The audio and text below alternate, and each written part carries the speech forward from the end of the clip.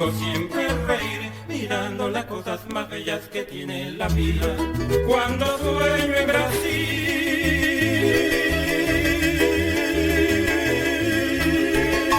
Amigas, amigos, sean bienvenidas y bienvenidos a un nuevo programa Somos el Alba, que se transmite a través de nuestro canal YouTube.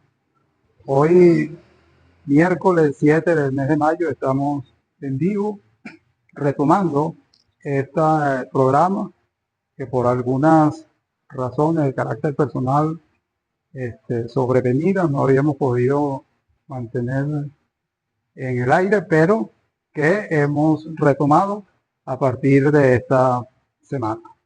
Recuerden que vamos a estar todos los miércoles a partir de las 10 de la mañana por nuestro canal YouTube de la Casa del Alba Cultural de Venezuela. En el programa de hoy vamos a tratar un tema que para nosotros reviste una importancia de primer orden. Primero, por dos razones. El tema a tratar y segundo, con la persona que vamos a tratar el tema. Vamos a tratar un tema que hemos decidido denominar la historia de la cotidianidad, cauce de navegación a puerto seguro. Poco para revisar todo lo que es este proceso histórico, estos acontecimientos que nos han acompañado a través del tiempo, a través de distintas etapas y que nos lleva justamente a la construcción de la ciudad, el espacio que nos proponemos de alguna manera edificar a través de ese conocimiento, de ese razonamiento y de ese estudio de esos acontecimientos. Y vamos a tener la presencia en el programa de hoy de una apreciada y extraordinaria mujer barinesa que justamente ha dedicado parte de su vida al estudio, a la investigación, a la difusión de parte de lo que es la historia como ciencia para entender y para interpretar los diferentes momentos de una sociedad en un tiempo determinado. Nos referimos a la profesora, la doctora Mercedes Ruiz Tirado, barinesa que, repito, con toda una trayectoria en el campo de la investigación histórica y que es profesora titular de la Escuela de Historia de la Facultad de Humanidades y Educación de la Universidad de los Andes en la ciudad de Mérida, Venezuela. Es además doctora en Historia, Universidad de Sevilla, España. Especialista en Historia de Familia y de las mentalidades. Tiene, producto de sus trabajos de investigación, unos trabajos ya publicados que constituyen, para quienes quieren profundizar y conocer sobre el tema, una consulta obligatoria por el contenido, pero sobre todo por ese trabajo arduo de investigación, de sustentación, de lo que nos plantea la doctora Mercedes en cada una de esas publicaciones que, entre otras, son Tabaco y Sociedad en Barinas, siglo XVII, publicado por la Universidad de los Andes a través del Consejo de Publicación. Comerciantes del tabaco barinés, Mérida, Universidad de los Andes. La familia en sociabilidades tradicionales, reflexión teórico-metodológica en el trabajo, familia e identidad. También publicado a través de la Universidad de los Andes con el auspicio del Consejo de Desarrollo Científico y Humanístico. Las honras fúnebres como seña de identidad en la élite colonial merideña, presente y pasado, Revista de Historia, número 8, Mérida, Venezuela, y una publicación también perteneciente a la autoría de la doctora Mercedes Ruiz Tirado. En principio queremos, por supuesto, agradecer a nuestra querida amiga Mercedes. Ahora sí, vamos a dejar un poco digamos, la formalidad. Queremos agradecer pues a nuestra amiga Mercedes haber aceptado nuestra invitación a acompañarnos en este programa, que por lo demás, con este programa, damos inicio al segundo encuentro La Mujer en la Historia y la Literatura Barinense.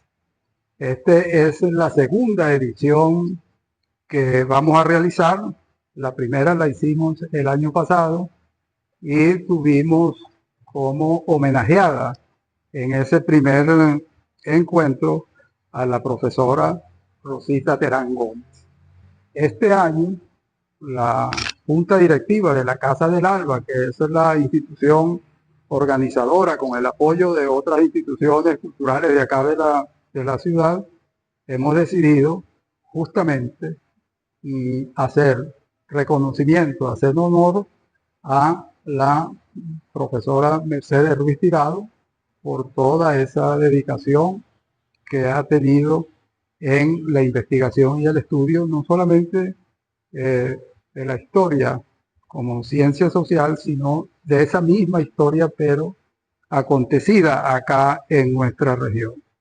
Este segundo encuentro de la mujer en la historia y la literatura barinense, repito, se inicia con este programa, pero además van a haber otras actividades que las iremos anunciando a través de nuestras redes, pero para mañana 8 de mayo tenemos conversatorio La Mujer en la Historia y la Literatura Barinense, donde estarán participando, además de la doctora Mercedes Ruiz Tirado, la doctora Marianela Araque, y yo voy a estar allí también haciéndome partícipe de este conversatorio. Esto va a ser en el Museo Alberto Herbelo Torrealba a partir de las 10 de la mañana. El mismo día 8, mañana, se dictará la conferencia La Mujer en la Caricatura de Carlos Iglesia Padrón, ponente el doctor Luis Montilla. Eso va a ser acá en la Casa del Alba a las 3 de la tarde. Luego, el día 9, hay un encuentro de liceístas pertenecientes a la Escuela Nacional de Poesía Juan Calzadilla, en una actividad que hemos denominado La Mujer en la Poesía Barinesa, con la participación de las poetas Mariana Ruiz, Doris Rojas, Luz Marina Almarza e Isabel Molina. Eso también va a ser acá en la Casa de la Cultura, en el Salón Voces del Alba, a las 10 de la mañana. En horas de la tarde, a partir de las 3, vamos a hacer entrega de la orden en su única clase, maestro Eladio Tarife, a nuestra homenajeada, la profesora Mercedes Ruiz Tirado. Por supuesto, allí va a haber una intervención de nuestra apreciada Mercedes y cerraremos esa actividad con un concierto de la banda oficial del Estado Barinas. Todo a partir de las 3 de la tarde del día 9 de mayo. Así que están todos cordialmente invitados para que nos acompañen en esta actividad en la que queremos rendir tributo a esta extraordinaria mujer barinesa que, como ya lo dije, ha dedicado su vida a investigar, a plasmar a través de sus distintos trabajos lo que es esa historia que de alguna manera nos identifica, nos da sentido de pertenencia y que debemos estar en contacto permanente para, repito, con nuestra historia, construir la historia que queremos construir. Mercedes, bienvenida. Muchas gracias por estar con nosotros. Comencemos esta historia. Yo hice aquí una pequeña nota introductoria. Comencemos esta historia por la historia más inmediata o cercana a tu persona, como es la familiar. Sabemos que provienes de unos padres con una vocación por lo humanístico, lo social y de servicio incondicional para con sus semejantes. Doña Carmen, su madre, maestra de escuela, perteneciente a esa generación de entrega total a su magisterio. José Esteban, su padre, luchador social, escritor, historiador, investigador, periodista, con todo ese legado proveniente de ese núcleo más inmediato al que uno puede pertenecer, como es el núcleo familiar. ¿De qué manera pudieras decirnos ha influido esa realidad en tu vocación, formación y búsqueda permanente de la historia de cada día? Me siento honrada como mujer, como barinesa, como bariniteña que soy, y como historiadora. La invitación que he recibido de parte de ustedes para conversar de una manera coloquial, de tal modo que sea un lenguaje comprensible y de fácil acceso para la colectividad. No vamos a hablar en términos académicos de la historia, sino vamos a hacerlo en una forma que permita interesar a la mayor cantidad de gente de diferentes grados de educación, formas de pensar, cotidianidad, etcétera, etcétera. Entonces lo voy a asumir desde ese punto de vista, de lo que yo he llamado, y me gusta mucho incursionar en ese campo de la cotidianidad. Lo que has dicho últimamente es cierto, absolutamente cierto. La pertenencia a un núcleo familiar que a lo largo de su historia estuvo dedicado a pensar barinas, cada uno dentro de del nivel de educación que tuvo, de la formación, de la familia a la que pertenecía. Pensar barinas ha sido entonces un propósito vital para mí y se ha convertido en mi razón fundamental de ser desde el punto de vista académico. Y ahora, en los últimos tiempos, he decidido transitar lo que yo llamo la historia o los relatos históricos escritos en clave literaria. Esos primeros trabajos, o la mayoría de mis trabajos, siendo profesora de la universidad, pues estaban apegados a lo que eran los requerimientos académicos propios de esa disciplina histórica en la que me he formado durante largos años, empezando por mis estudios en la Facultad de Humanidades, en la Escuela de Historia de la Universidad de los Andes, luego en la Universidad de Sevilla y en el Archivo de India, y otros archivos a los que he acudido precisamente en busca o en búsqueda de un dato que en un momento determinado me interesaba desde el punto de vista de mi labor como historiadora de oficio, porque historiadores hay de diferentes naturaleza. En mi caso digo de oficio porque estudié en la universidad, porque hice todos los grados académicos correspondientes, pero hay otras personas que son autodidactas, a los cuales valoro enormemente. Indiscutiblemente tengo dentro de mi familia mi padre, que fue un autodidacta y ha dado tanto a la historia de Barinas como cualquier otro personaje que tuviera unos estudios académicos. Pero hay otro personaje fundamental en mi vida, nunca me cansaré de repetirlo, que es Fidel Betancur Martínez, mi tío abuelo. Fidel Betancur Martínez, un individuo muy presente en mi vida, siempre, tanto que lo considero como uno de mis guías espirituales, porque su memoria siempre presente, las muchas conversaciones que tuve con él, y él siempre me decía: hija, investiga, investiga, investiga. Él me instó a profundizar en las investigaciones, aun cuando él era un autodidacta, pero tenía conciencia de la necesidad, porque él fue un investigador autodidacta, su amplia obra se lo demuestra. Y bueno, también tuve a mi papá, historiador autodidacta también, memorialista de Barinas, y no puedo dejar de lado a mi mamá, que ha sido una de mis grandes inspiradoras, porque ella me enseñó me hizo nacer en mí una necesidad que se ha convertido hoy día en mi necesidad existencial más importante, que es desentrañar los orígenes de la familia.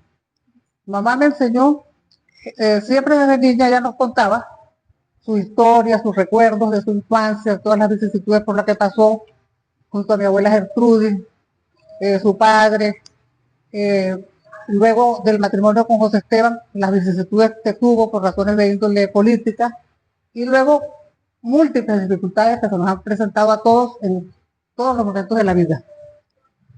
Independientemente de que yo empecé a estudiar historia por vocación, una vocación inspirada en esas personas, pero desde el punto de vista afectivo, razón a la que cada día le doy mayor importancia en mi concepción de vida actual, pues mi madre fue, tanto como mi papá o como el tío Fidel, una fuente de inspiración que me abrió el corazón, me abrió su corazón cada vez que ella se ponía a conversar conmigo y me echaba los cuentos de todas las vicisitudes que ella pasó desde que nació en Barinita, después se fueron a vivir a Puerto de Lutre, después todas sus vicisitudes propias de aquellos tiempos. Entonces vamos a decir que esa trilogía humana, independientemente de mis propios estudios académicos, se ha convertido en precisamente el leitmotiv para yo continuar indagando, profundizando en algo que en este momento es una de mis pasiones, que es la historia familiar, la historia de las mentalidades y la historia de la vida cotidiana, pero sobre todo la mujer. La mujer en este momento de mi vida, es la razón fundamental de mis elucubraciones, de mis pensamientos, de mis necesidades, porque considero muy pertinente, y en esto en acuerdo pues con lo que ha ocurrido en otros países donde la nueva escuela francesa y otras modalidades historiográficas pues han determinado la gran importancia que tiene el estudio de la mujer, porque la mujer en muchísimos casos es cabeza de familia. Y ser cabeza de familia, pues ya sabemos lo que significa, ha significado a lo largo del tiempo.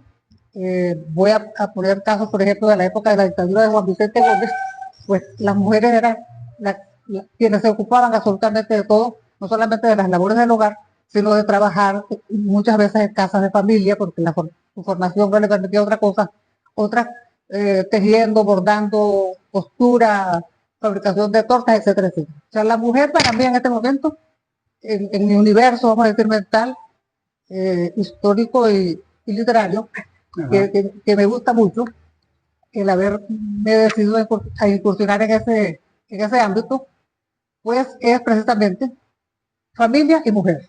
Claro. Familia y mujer son mis dos preocupaciones existenciales, académicas y literarias. Ok. Ahora, Mercedes, revisando bueno, tu formación, tienes tu especialidad en historia de la familia y de la mentalidad. Un poco para ubicar a quienes nos ven porque pudiera sonar como un poco raro, extraño, ¿no? Eso, bueno, ¿cómo es la historia de la familia y de la mentalidad? Quisiéramos que nos explicaras primero qué fundamenta, ¿verdad?, esa escuela, su propuesta, y si es con esta escuela donde se le da mayor valor o mayor importancia o mayor protagonismo al sujeto histórico que al propio hecho histórico, pudiéramos decir. Sí, podría decirse, porque si lo ponemos en el campo de la historia de las mentalidades, pues sabemos que las mentalidades es una abstracción, ¿verdad? Claro. Pero eso repercute, pero a la vez es expresión de un modo de vida socioeconómico en un momento determinado. Porque, por citar un ejemplo, el hombre de la Edad Media tenía unas preocupaciones existenciales, ¿verdad? El hombre de estos momentos tiene otras preocupaciones, múltiples preocupaciones que nosotros ni siquiera nos imaginamos cuando estábamos estudiando en la universidad. Pero hoy en día el mundo ha cambiado. ¿Y por qué el mundo cambia? ¿Por qué el mundo gira? Bueno, porque es una conjunción de elementos lo que hace que el mundo gire. o sea, el pensar. Yo siempre parto de la idea, y me gusta mucho utilizar en mis reflexiones, en mis escritos, el pensar tal cosa, porque el pensar conduce a una gran amplitud de elementos, de factores que condicionan un hecho, una realidad o hasta una persona determinada. O sea, es el asunto que podríamos ubicarlo en el tema de historia de las mentalidades, porque las mentalidades evidentemente han evolucionado a lo largo de la historia. El hombre de la Edad Media pues pensaba en unas cuestiones, construía unas iglesias de una manera determinada, el del Renacimiento otras y así sucesivamente. Entonces, más que interesarme, lo cual no quiere decir que no sea interesante y que no lo tome en cuenta, pero más que interesarme, por ejemplo, como en una época lo hice, en el estudio de la actividad, lo que se llamaba la estructura socioeconómica, cuando en la época que en la universidad, en las escuelas se daba fundamentalmente marxismo, pues uno se guiaba por esos preceptos, pero en la medida de la evolución de la ciencia histórica, sobre todo a partir de la escuela de Análisis, pues se diversificó el ámbito de la investigación y del pensar. No solamente hay que investigar, es que hay que pensar mucho para esos datos que nos aportan los documentos o que nos aportan las personas a través de sus conversaciones, o que nos aporta el cine, o que nos aporta el arte, o que nos aporta cualquier disciplina, es la idea cómo cada individuo procesa de acuerdo a su manera de pensar, sentir, que es el otro elemento importante.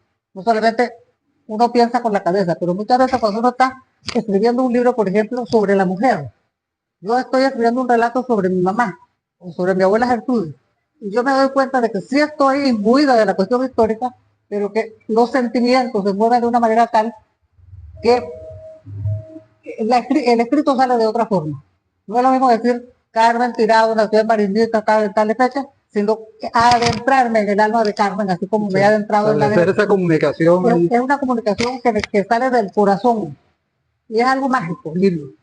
Yo lo siento como mágico, porque ha sido una experiencia pero tan bonita para mí, de los datos, digamos, que todos conocemos de nuestras madres o de nuestras hermanas o de nuestras tías o de nuestros padres. Es que tu cabeza empieza como a darle vueltas y vueltas y vueltas. ¿Y por qué ocurre eso? O sea, primero porque hay una necesidad intrínseca de despejar dudas que a lo mejor uno ha tenido y que nunca se las había planteado.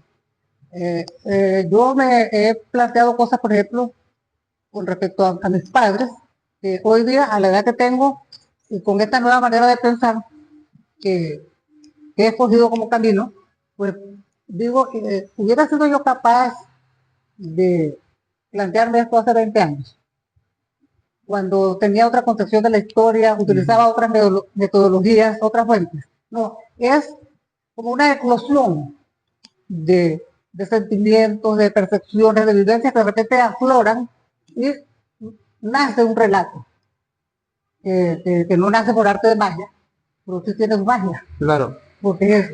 Entonces, voy a seguir con el ejemplo de mi mamá. La persona más cercana que tiene uno en la vida, pues es su madre, después de haber pasado 9 meses en su vientre. Y como en el caso mío, tener hasta los 97 años, pues ha sido una gran experiencia. Pero cuando ella se sentaba en una silla, me decía, hija, yo te voy a contar cuando yo me casé con José Esteban. Entonces, echaba el cuento. ¿Y tú sabes cuál fue la frase que José Esteban me dijo? Tus ojos son un mar en miniatura. Con eso enamoró José Esteban a Carmen Olga. ¿Y sabes cuánto dijo mi mamá eso por primera vez? El día del entierro de mi hermano Vladimir. Nunca había dicho eso. ¿Qué pensé yo? La memoria episódica llevó a su mente los recuerdos felices cuando ella pues, crió a sus hijos. Me imaginó a Vladimir recién nacido, que decían que era muy bonito.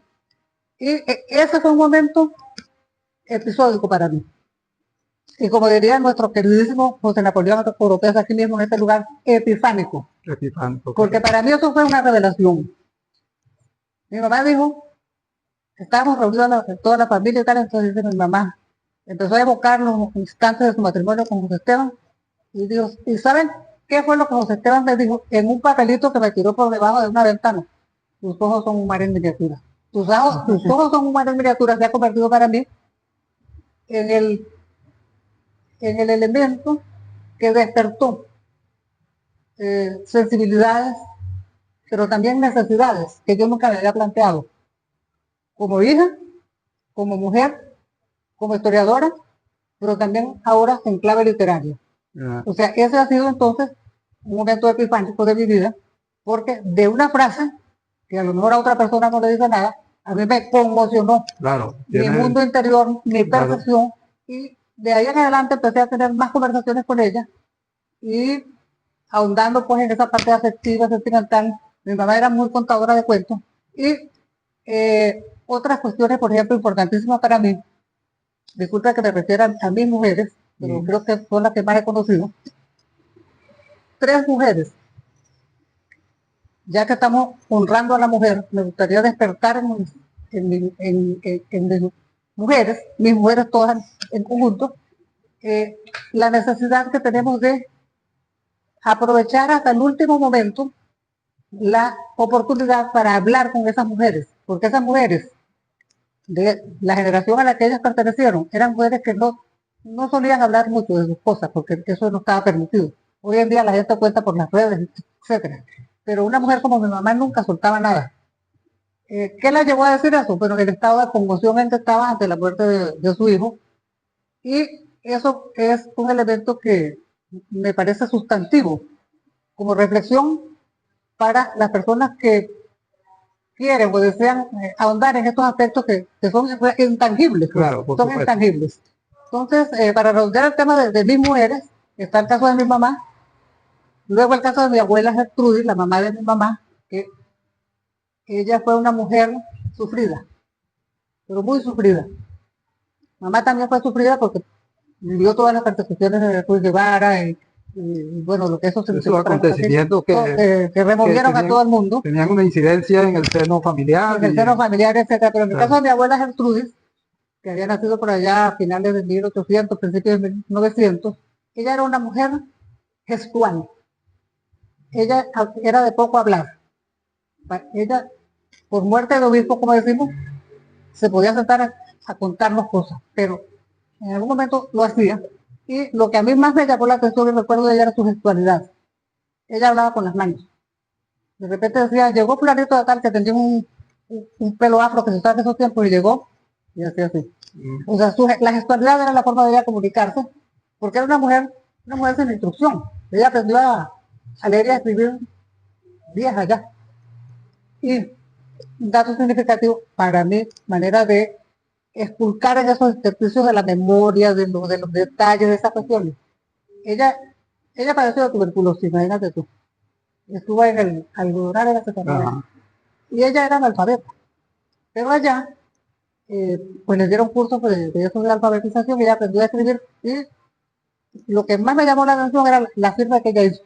La firma de mi abuela Gertrudis era una cosa como la firma de un abogado de aquellos antiguos que utilizaban aquella caligrafía tan bonita. Gertrudis Villafañe. Entonces, dentro de mis lucubraciones, de mis reflexiones, tratando de no desaprovechar ni un solo elemento de la cotidianidad de mis mujeres, yo percibí en eso una confirmación de su sentido de pertenencia a una familia, porque ella nos hablaba de los Villafañe. Mi abuela fue bisnieta del fundador del pueblo de la Cruz, el general Eusebio Villafañe. Un personaje que no ha sido muy estudiado por la historia, pero que sí aparece por allí. Por ejemplo, Virgilio Costa aparece. Y ese caminar mío en esas aguas un poco turbias a veces y otras tormentosas de desentrañar mi memoria familiar, pues me ha llevado a investigar en la medida de lo posible sobre la mayoría de mis ancestros. Claro. Eso ha sido para mí el viaje más interesante de mi vida. Ahora, Mercedes, todo eso que nos ha contado, indudablemente que ha significado un cambio de tu visión como mujer formada académicamente a través del tiempo, ¿no? O sea, me gustaría que nos comentaras, ¿verdad? Como estamos hablando de de las mentalidades y de ese mundo interior. O sea, cómo esos dos elementos, la Mercedes académica se entrega al mundo ese que pudiera ser mágico, que pudiera ser visto a través de una historia que no pertenece al claustro, que no pertenece a la biblioteca, que no pertenece al texto como tal. Sí, sí. Eso yo lo veo como una necesidad que yo tenía muy guardada, porque te confieso que yo no soy muy extrovertida. Yo, en ese particular, soy un poco mi abuela Gertrudis. No Carmen, porque Carmen era muy contadora. Yo creo que soy introvertida. Y eso de incursionar en esas interioridades que no son cosas tangibles.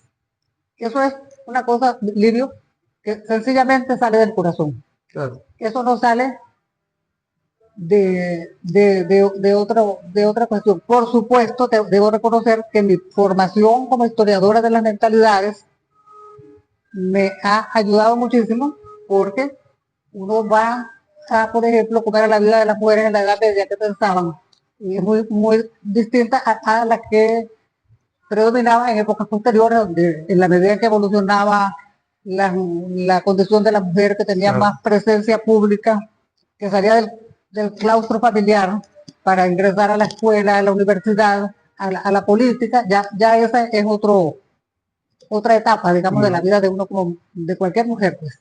Entonces, en mí, creo que determinante fue, sin lugar a dudas, mi dedicación a la historia de las mentalidades.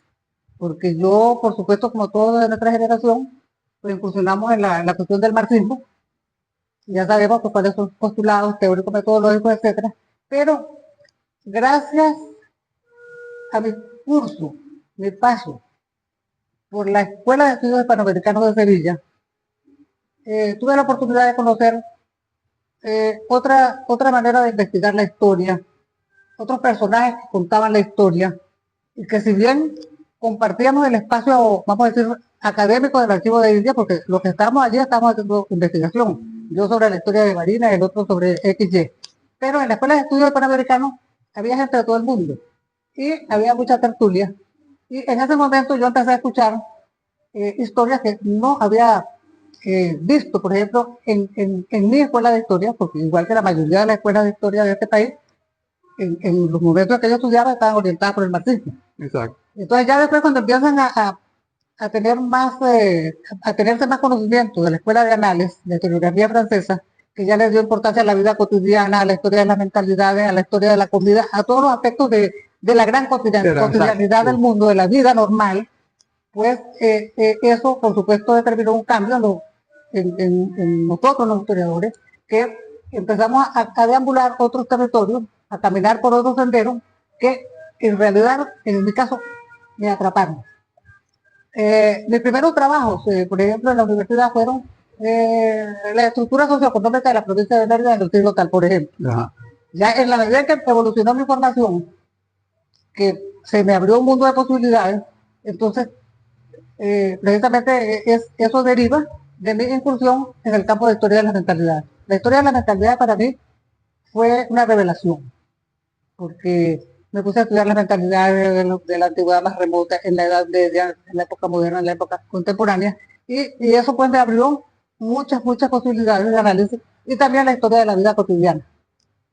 En principio, graduada en una escuela de historia, como era la de la Universidad de Los Andes, cuyo patrón fundamental era el marxismo, pues por supuesto nuestras mentes estaban canalizadas por esa... Otra cosa. Y eso era otra cosa. Pero ya en la medida de adentrarme, por ejemplo, en la escuela de análisis, que es una revolución historiográfica para el mundo, pues uno empezó a percatarse de que estudiar en qué tomaban té o café o vino desde la época más remota hasta hoy día. Cómo se vestía la gente, qué comía, cómo se distraía. Eso es lo que me da, digamos, sentido, esencia a mí para empezar a cambiar mi manera de pensar.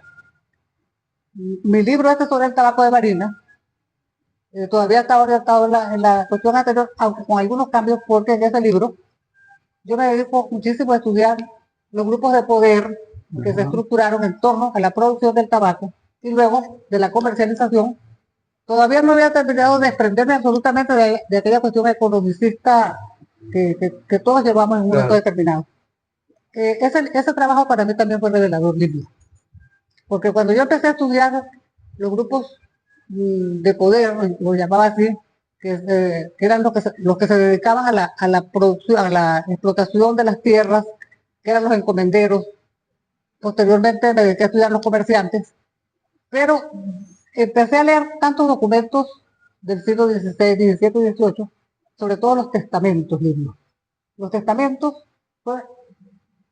ha sido una de las fuentes históricas en las que yo le he sacado más esencia, porque un testamento, que nosotros no estamos acostumbrados a cuestiones de testamentaría, porque eso aquí en Venezuela no se usa, ¿verdad? O se usa muy poco, pero entonces el testamento de doña Isabel Cerrada en Verde, por ejemplo.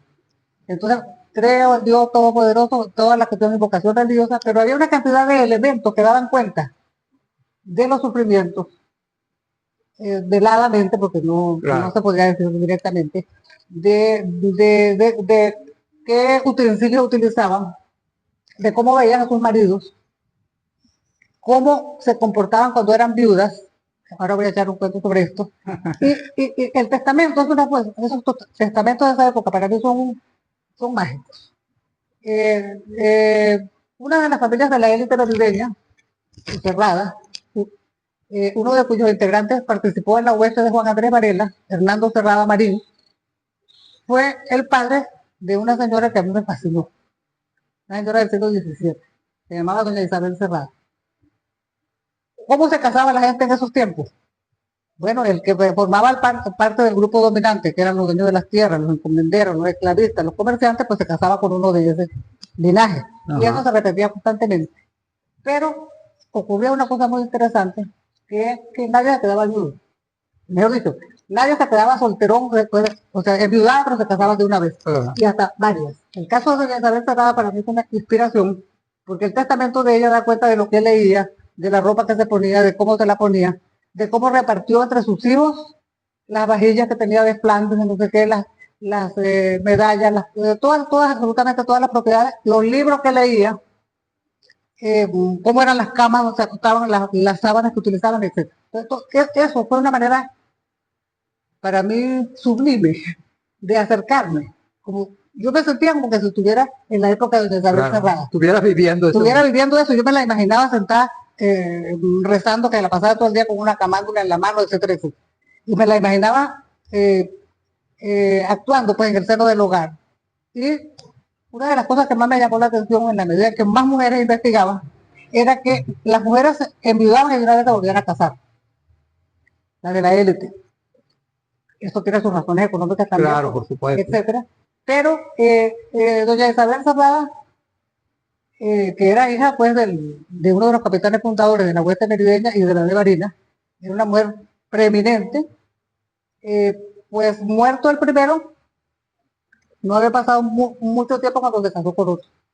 Y se hubiera casado otras veces más, se le hubiera tocado porque no concebían la vida. El esquema mental de esa época, la mujer tenía que tener un marido, a pesar de que fueran unas mujeres como ella, que podríamos considerar hoy en día de armas tomar por las cosas que decía su testamento. Entonces doña Isabel pues se casó, enviudó y rápidamente se casó, y yo me empecé a imaginar cómo serían los chismes de las señoras integrantes de la élite merideña y barinesa en ese momento, que bueno, que como dice el dicho, el muerto al hoyo y el vivo al brollo, pues eso fue lo que hizo doña Isabel, una vez se casó. Eso ha sido para mí interesantísimo, porque como mi propia mentalidad evolucionó.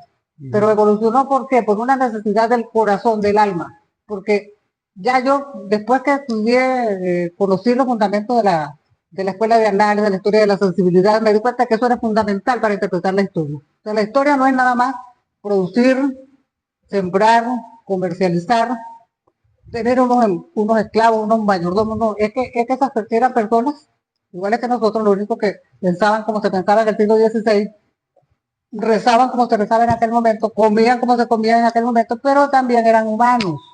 Y como tales, y eso evidencia en los documentos, el chisme. porque también el chisme era un elemento, yo creo que es consustancial con la especie humana, ¿verdad? Yo Claro. me imagino por allá en lo más antiguo del mundo, cómo serían esos chismes de los hombres primitivos. Pero en la Edad Media, por ejemplo, donde todo era prohibido, donde todo era pecaminoso, Sí. pero siempre había un lugar. Los conventos, por ejemplo, era un lugar privilegiado para el chisme. Y así por el estilo. Entonces, de esa manera, quiero simplificar, y me gustaría que fuera, me gustaría eso conversarlo, y siempre lo converso con jóvenes investigadores, que independientemente de la importancia que lo económico, lo social, lo político tenga para una sociedad, eso es fundamental. Pero adentrarse en el alma humana a través del tiempo nos da una perspectiva interesantísima que, en mi caso, despertó una, algo que yo tenía por ahí, que era que podía incursionar en el campo literario. Cosa que no ha sido fácil, porque a veces me cuesta escribir una cuestión porque digo, esto yo no lo pienso, esto yo no lo puedo probar. Entonces digo, no, Mercedes, tú no eres historiadora, tú estás escribiendo el relato sobre una mujer o sobre un hombre o sobre lo que sea.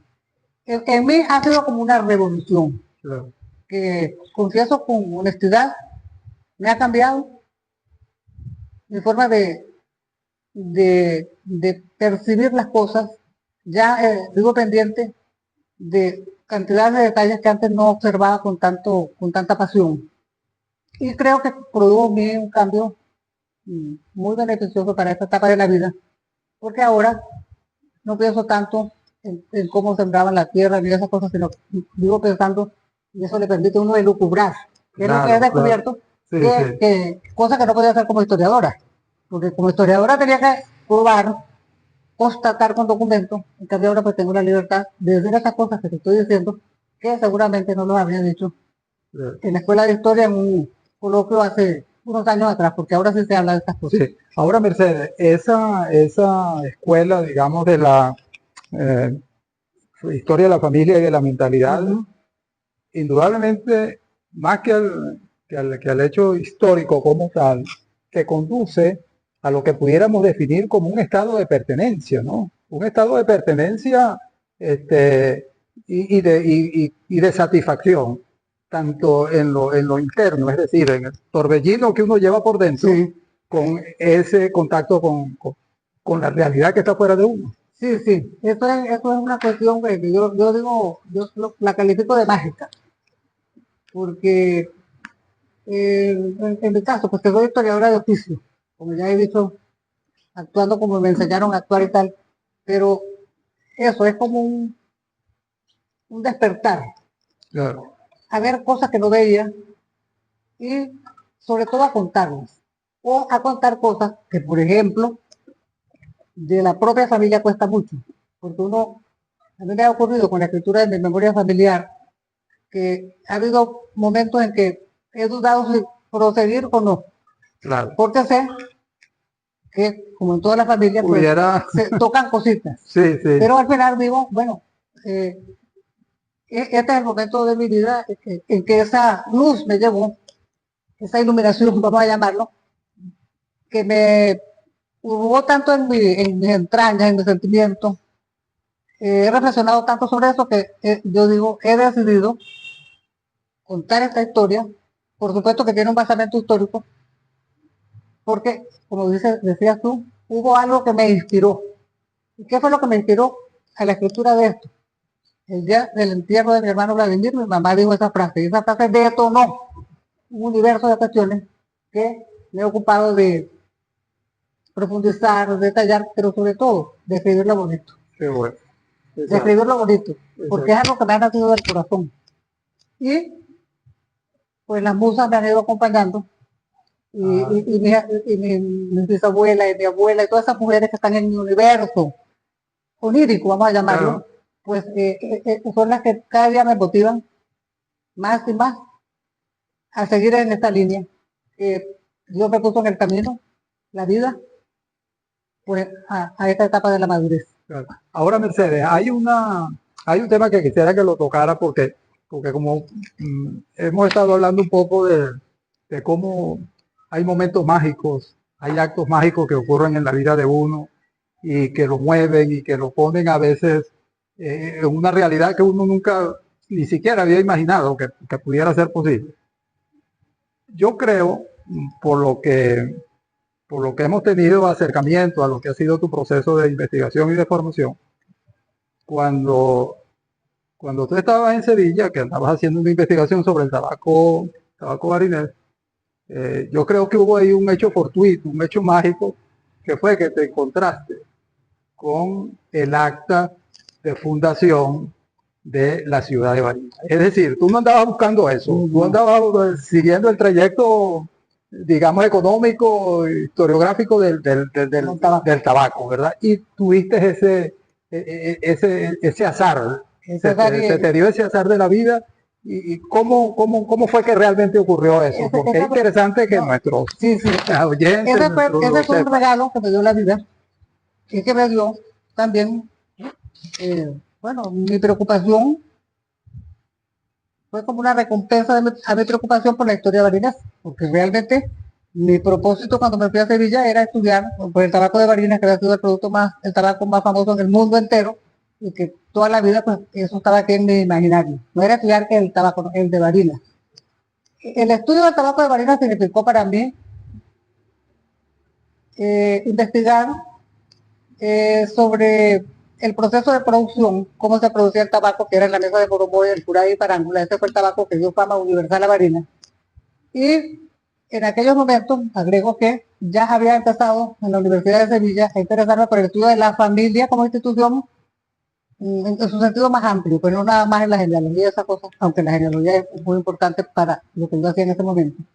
Estaba investigando sobre las élites barinesas en el proceso de producción del tabaco primero y después en la comercialización en el siguiente libro.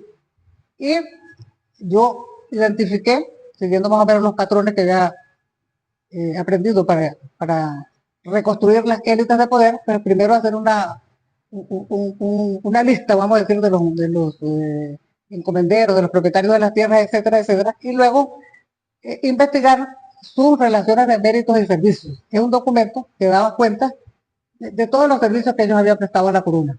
Por decir, Pedro Pérez participó en la hueste fundadora de Juan Andrés Varela, había participado antes en la hueste de fulano de tal, dio un donativo a la corona, pero ese tipo de cuestiones que eran retribuidos por la corona con beneficios como mercedes de tierra, encomiendas, etcétera, cargos consejiles. Okay. Y yo ya tenía la lista de quienes eran los productores de los diferentes estratos de la población de Moromoy en esos tiempos, que eran los merideños, que eran los más importantes, los del grupo, yo lo llamé en ese momento dominante de Barinas, y luego el grupo secundario de los barineses, entre los cuales estaba la familia Ochagavía, por cierto, okay, dentro de ese tercer grupo. El de los merideños era el grupo más importante, el que tenía las mejores tierras, que tenía mayor número de indígenas encomendados y mayor número de esclavos. Había un personaje X que a mí me interesaba muchísimo porque era, creo que el más importante de la élite de la Barina Piedemontina, como le llamo yo. Y me dediqué a buscar las relaciones de méritos y servicios de cada uno de esos personajes. Las relaciones de méritos y servicios eran, perdón, era un documento que era emitido por las autoridades pertinentes, donde se hacía una reláfica, valga la redundancia, de todos los méritos que esa persona había prestado a la corona. Uno de ellos fue el que me llevó a conseguir el acta, porque decía fulanito de tal, hijo de fulanito de tal, que había participado en la hueste fundadora de Barinas como Andrés Varela, y ahí establecía toda la lista de las cosas que esa persona había hecho. Y en una de esas, pues, consigo el acta en el libro original del Archivo de Indias, el acta de la fundación. Él había participado en la hueste de la fundadora de Barinas. Entonces, yo, fulano de tal, hijo de fulanito de tal, que participó, eso se llamaban personas beneméritas. Era benemérito de las Indias, y de verdad era que yo no me volví ese día de broma, de la emoción. Porque yo cuando veo aquello digo, Dios mío, este es el acta de fundación de Barinas. Yo lo que hice fue copiar aquello, porque en ese momento no estaba tan fácil en el archivo que le dieran una fotocopia a uno porque era un proceso que había que esperar que aprobaran eso. Y yo me pongo a copiar, y digo, no puede ser, me decía, este es el acta de fundación de Varela, me decía a mí misma. Total, yo copié ese documento y salí corriendo para mi casa. Por casualidad, mi mamá estaba en Sevilla y llegó allá. Y mi primer esposo también era investigador sobre Marina, sobre la organización del espacio. Él hace ya me había ido para el archivo. Y yo llegué casi corriendo por aquella calle, casi se me salía la vida. Y de la emoción, pero qué emoción tan grande para mí haber conseguido una copia completa del acta de fundación de Marina, única que existe, porque lo que existía era un fragmento.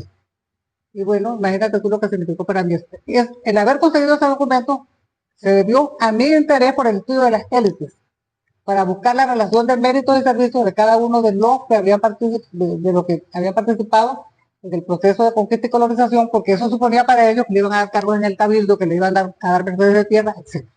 Entonces, esas son cosas que la vida le pone a uno como regalo. Claro. Porque yo realmente no estaba buscando, ni por aquí me pasaba, ni me había interesado nunca por irme a buscar ese acto. Exacto. Pero bueno, No, y además que no estaba ni siquiera en discusión la fecha de no, eso no estaba, ya se había nada, aceptado. ya todo el mundo había aceptado que era el 25 de mayo. Era el ¿no? 25 de mayo. Entiendo. Pero el documento completo, o sea, ver ese documento para mí es que tú no te imaginas la emoción que yo sentí. Todavía me paran los pelos. Yo sentí que, bueno, que mi labor de investigar sobre la historia de Marina había un fruto bueno, que me tocó a mí porque la providencia lo tenía destinado, Claro. digo yo. Porque tanta gente que ha pasado por ese archivo y a nadie se le había ocurrido pasar por ese legado, marinés me refiero, Ajá. y que precisamente me van a tocar a mí. Dime tú si eso no fue un regalo de los dioses. Los azares que andan. Clio eso es su parte. Y bueno, mi mamá casi se muere de la emoción cuando yo llego con aquel cuento. La verdad que fue mágico. Claro. Fue mágico eso, de verdad. Está muy bien. Y así tantas otras cosas de la investigación esas investigaciones sobre las élites, a mí me condujo a muchas cosas interesantes que ahora pues las veo de otra perspectiva. En aquel momento las vi desde el punto de vista socioeconómico y tal, pero ahora que estoy investigando sobre las mujeres para escribir relatos, pues ahí me conseguía a doña Isabel Cerrada, esa de la que yo les hablé hace Claro. poco.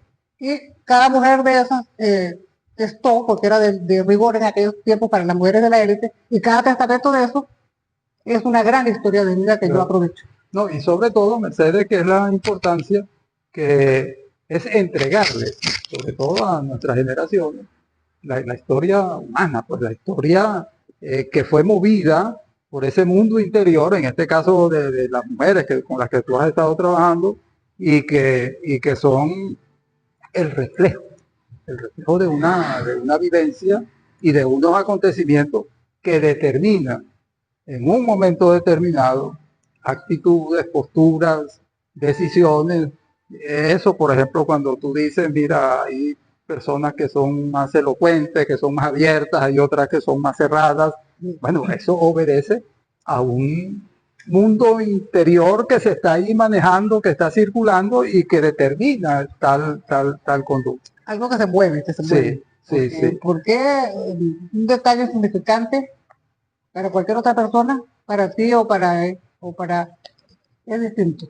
Entonces, cada uno de nosotros tiene en su mundo interior una cantidad de elementos que es lo que nos hacen particulares. Yo tengo tenía 4 hermanos y cada uno de nosotros piensa distinto. Algunos coinciden más en unas cosas y otros, pero somos distintos, Claro. los mismos padres, la misma madre. No me gustaría dejar de hablar de lo que significó para mí ese estudio sobre el tabaco para determinar las élites marinesas de aquellos tiempos, pero con el curso de los años, bastantes años, ya estudiaba la historia de Marina en un periodo de larga duración, me he dado cuenta, y por ahí hay un artículo sobre eso, que hubo una continuidad. El Marqués del Pumar, por ejemplo, nuestro personaje simbólico, digamos, lo que en aquellos momentos se llamaba la oligarquía barinesa o la aristocracia barinesa, pues está precisamente en estos señores de los que yo he estado hablando. De la familia de la señora, que doña Isabel Cerrada, que me escribió ese relato.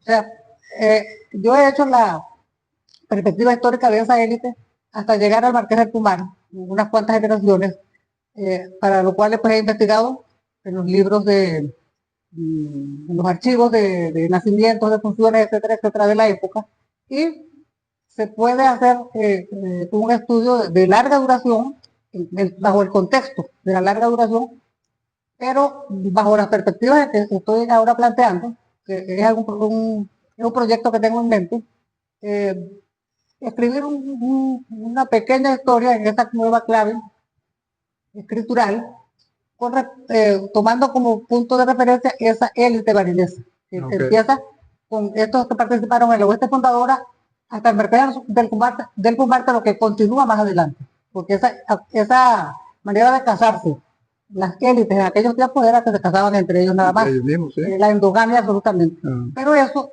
ya lo veo desde otra perspectiva, que es lo que quiero destacar, porque ha sido para mí como historiadora, pero sobre todo como persona, como mujer, que me preocupo ahora muchísimo por desentrañar la vida de las mujeres.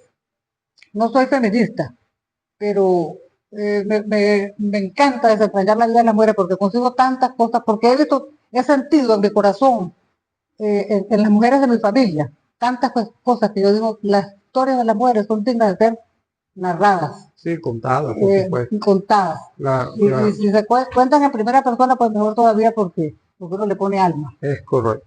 Sí, entonces mira, Mercedes, bueno, en literatura siempre se ha dicho que lo universal comienza por lo más local, ¿no? Esa es una máxima que predomina en el área de la literatura. Y con la incorporación de esta nueva visión, de este nuevo concepto que tú tienes alrededor de lo que es el proceso histórico, sobre todo tomando en consideración ese mundo interior de cada uno de los personajes a los que ha abordado, pues indudablemente estás como abriendo esa posibilidad para que esa historia tenga esa trascendencia y tenga esa universalidad a través de lo más concentrado en este caso, que es el espíritu y que es el alma, en este caso de las mujeres con las que tú estás trabajando. Estoy completamente de acuerdo contigo y agradezco tu comentario porque me parece muy pertinente. Y es precisamente de lo que quisiera yo, despertarle no solamente a las mujeres, a los hombres también, ¿por qué no? Pero yo siempre que puedo, a mí me encanta estarle preguntando a la gente, ¿cómo era tu papá? ¿Cómo se llamaba? No sé qué hacía. Hay gente que eso no le importa y yo digo, no sabe lo que se pierden. Porque fíjate, si yo hago como lo pienso hacer, la historia de esas mujeres de la élite hasta llegar a la familia Pumar y puedo llegar hasta posteriormente porque ya sabemos que eso se encadena. Imagínate tú lo que revelaría eso desde el punto de vista de la afectividad, desde el punto de vista de la historia de la vida cotidiana, desde el punto de vista de la manera de pensar las mujeres, que no está escrito, que yo pensaba así, es que uno lo percibe en la medida en que lea un documento, por ejemplo un testamento, que es una fuente de verdad impresionantemente rica, apasionante. Entonces creo que debemos inculcarle a las nuevas generaciones de historiadores o de escritores, pensadores en la cuestión de las ciencias sociales, que hay muchas maneras de relatar. Que evidentemente pues ya eso se manifiesta de manera clara, evidente, ostensible en la literatura universal. O sea, tú consigues miles de cosas que jamás se conseguían. La literatura, por supuesto, es otra de los grandes. La escritura literaria femenina es uno de los grandes logros de este siglo, de esta contemporaneidad. ¿Y cómo se cuenta en la vida cotidiana? Anteriormente la vida íntima o la vida cotidiana de una familia era un tabú. Totalmente. No sé, de las familias de la élite barinesa o de la meridiana menos todavía, porque son mucho más conservadores que nosotros. Pero conocer esa historia realmente es importante, pero como bien dices, incentivar a las nuevas generaciones que hay otras maneras de contar la historia que se hace incluso mucho más amena para los que no se han dedicado académicamente al estudio de la historia. Porque la historia académica también ha cambiado mucho, porque vamos a decir, en los tiempos A mí no me tocó tanto de estudiar al Calete, porque cuando yo llegué a la Escuela de Historia de la ULA, había muchos españoles, había franceses, había distintas nacionalidades que ya estaban imbuidos de otra manera de pensar. Y a ellos les agradezco tanto haberme abierto otras posibilidades. Recuerdo que tuve un profesor catalán, no sé si tú lo llegaste a conocer, porque él vino aquí a Barinas, Miguel Izar, que fue uno de los estudiosos del llano, del llano venezolano. Y ese de repente decía unas cosas como buen catalán, respetaba y decía, no le importaba decir alguna que otra palabrota, como dicen ellos, pero también enseñó a que hay otra manera de hacer historia. No podemos seguir haciendo la historia tan pesada, sobre todo para los alumnos de primaria y secundaria, porque Claro. esa historia ya no cala en la Claro, mentalidad. tiene que ser O sea, la historia tiene que ser es una ciencia y tiene que tratarse como tal, pero hay que contarla de otra forma, enseñarla de otra forma, mostrarle otras fuentes para que los jóvenes de hoy día se interesen por la historia, porque en realidad no se interesan. Y no es culpa de ellos, es culpa de la forma en cómo los educamos. Exacto. Bueno, Mercedes, mira, ya estamos llegando al final de nuestro programa, pero por supuesto queremos nuevamente agradecerte profundamente el haber aceptado nuestra invitación, tener esta conversación como tú misma lo señalaste al comienzo, una conversación muy coloquial, muy de la cotidianidad, pero que sabemos que nuestros seguidores del programa, indudablemente que ha quedado, aparte de esa enseñanza que tú has transmitido en estos minutos de programa, por lo menos la motivación a que entiendan de que sí es posible, ¿verdad? En la medida en que le pongamos un poquito de ese afecto, de ese corazón y de esa voluntad, comenzar a reescribir lo que de alguna manera está todavía tras bastidores, está todavía vestido con esos trajes que no permiten que se vea un poco hacia lo que hay dentro de lo mismo. Y yo creo que eso es importantísimo en estos momentos, sobre todo en un mundo que está a un ritmo a veces tan sorprendente, tan acelerado, que no nos permite muchas veces percatarnos de algunas cosas. Pero de verdad te repito, muchas gracias por acompañarnos.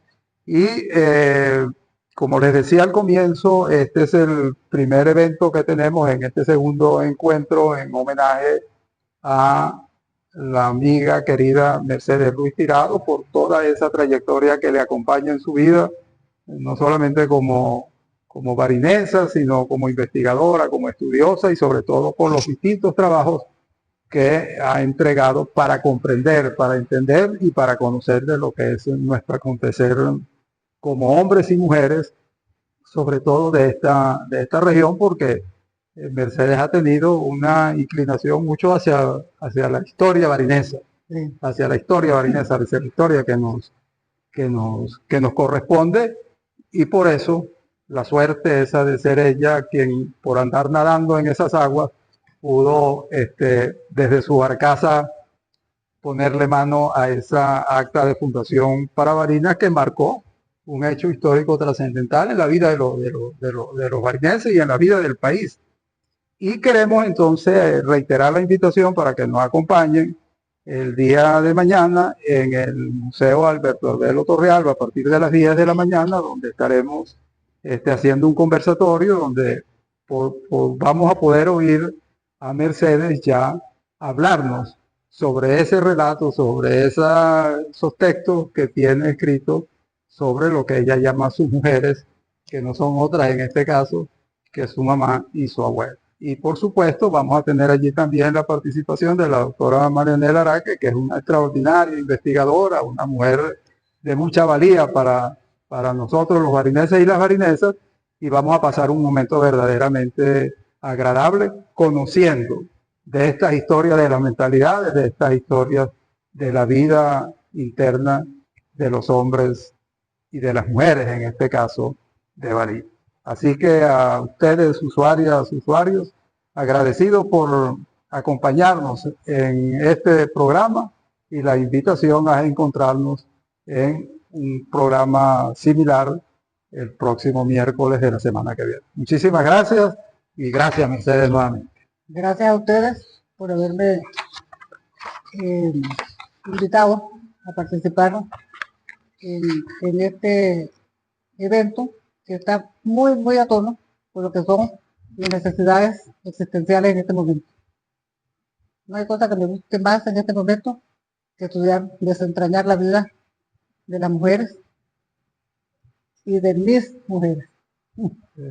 Y además quiero incentivar a la gente, a las nuevas generaciones, a que se ocupen y preocupen por conocer quiénes eran sus ancestros, porque montones de veces le he preguntado a un muchacho de 20 años, por ejemplo, ¿cómo se llamaba tu abuelo? No sabe. Y eso es algo que a mí me preocupa enormemente porque nuestra identidad biológica cuenta, pero es que cada una de esas personas tiene una manera de pensar, una manera de hablar, una manera de mirar las cosas, una manera de X. O sea, es impensable que uno como padre, como maestro, en el caso mío, por ejemplo, como educadora, como ciudadana, como hija, como madre que soy, no motivar a los muchachos a que tienen que conocer su, por lo menos, pequeña historia familiar. Eso es una cuestión fundamental que trato siempre de decirlo en todos los lugares donde tengo derecho a hablar o posibilidad. Muchísimas gracias, me siento muy honrada, complacida y agradecidísima por esta invitación que me ha permitido hablar un poco de esta historia y de mi nueva pasión escritural. Muy bien. Muchas gracias. Muchísimas gracias. Muchas gracias a ustedes, amigas, amigos.